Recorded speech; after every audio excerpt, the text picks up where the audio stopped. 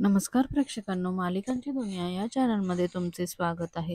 आई बाबा रिटायर होत आहे या मालिकेमध्ये आपण बघणार आहोत की आता शुभाच्या आनंदासाठी मात्र यशवंत तिला पैसे देतो आणि परवानगीही देतो की करा आता लेकाचं लग्न थाटामाटात. दुसरीकडे आता मकरंद मित्रांना फोन करून सांगतच असतो की आता लग्नाला येण्याची गरज नाही, परंतु कसं बोलावं असा तो धीर जमा करत असतो. तेवढ्यात मात्र तिथे शुभा येते आणि त्याला अडवते आणि सांगू लागते की पहिल्यासारखं सगळं काही होणार आहे. अजिबात आमंत्रणं कॅन्सल करायची नाही. इतक्यात मात्र आता मकरंद खुश होतो आणि सांगू लागतो की सगळ्यांनी यायचं आहे नक्की. हेच पुन्हा सांगण्यासाठी मी फोन केला होता. तेव्हा स्वीटी विचारू लागते. तर मात्र आता ती म्हणते, "तू काळजी करू नको. मी समजावलं आहे बाबांना आणि त्यांना थोडं धावपळीमुळे टेन्शन आलं होतं. पण हरकत नाही. आता मी बोलले आहे त्यांच्याशी. त्यामुळे लग्न आता ठरल्याप्रमाणेच होणार." हे मात्र सीमा ऐकते आणि लगेचच ती शुभाला जाऊन विचारते, "पण आता थोड्या वेळपूर्वी तर बाबा म्हटले होते की लग्न होणार नाही आणि आता कमी याच्यामध्ये करायचं आहे." तेव्हा मात्र लगेचच तिला शुभा उत्तर देते, "हो, तू बोलते आहे खर्चाचं मला सगळं समजतं आहे, पण तुमच्या लग्नाच्या वेळेस, त्यानंतर माझ्या मुलीच्या लग्नाच्या वेळेस आम्ही हॉल घेऊन धूमधडाक्यात लग्न केलं, तेव्हा नाही खर्च झाला का? मग तिन्ही मुलांना न्याय नको द्यायला का? आणि तिचे आई-वडील सध्या आता तिच्यासोबत नाहीये, त्यामुळे आपण तिच्या मनाचा विचार करायला नको का?"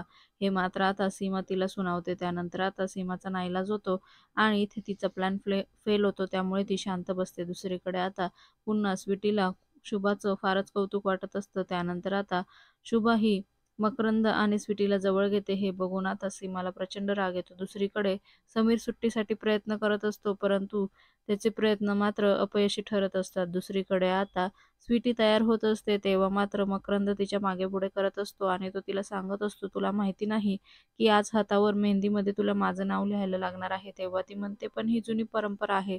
माझी काही इच्छा वगैरे नाही तुझं नाव लिहिण्याची. बघू आता काय." तर तो म्हणतो, "नाही ना, मेहंदीने लिहायचं तर मी आत्ता पेनानेच नाव लिहिणार."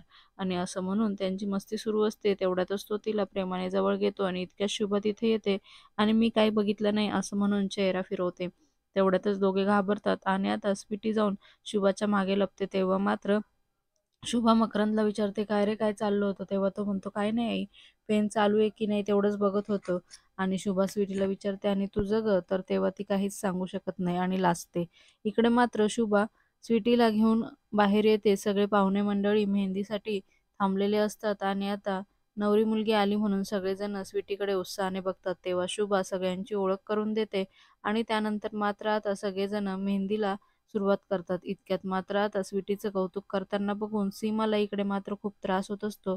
तेव्हा शुभाची मुलगी म्हणते, "हो ना, स्वीटी आल्यापासून माझी आई मला पण विसरली आहे."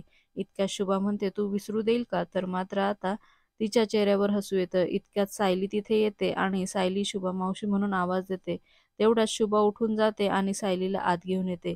त्यानंतर मात्र शुभा ही सायलीची ओळख करून देते.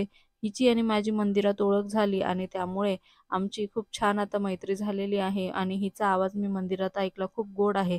त्यामुळे आता इथे मात्र तुझं एक गाणं झालंच पाहिजे." आणि सगळ्यांच्या आग्रहाखातीर आता सायली मात्र तिथे गाणं गाऊ लागते. त्यानंतर आता सायलीचं गाणं सगळ्यांना खूप आवडतं आणि आता सगळेजण तिचं कौतुक करू लागतात. त्यानंतर मात्र आता सायली सीमाला लग्नाविषयी सल्ला देते. त्यानंतर आता शुभा मात्र स्वीटीच्या हातावर स्वतः मेहंदी काढते आणि हे बघून सायलीलाही फार आनंद होतो. स्वीटीला मात्र पण खूप आनंद होतो. इकडे सीमाचा संताप होतो आणि पण ती काही करू शकत नाही. आणि दुसरीकडे मात्र शुभा आणि स्वीटीचं नातं घट्ट होताना बघून सीमाला प्रचंड राग येत असतो.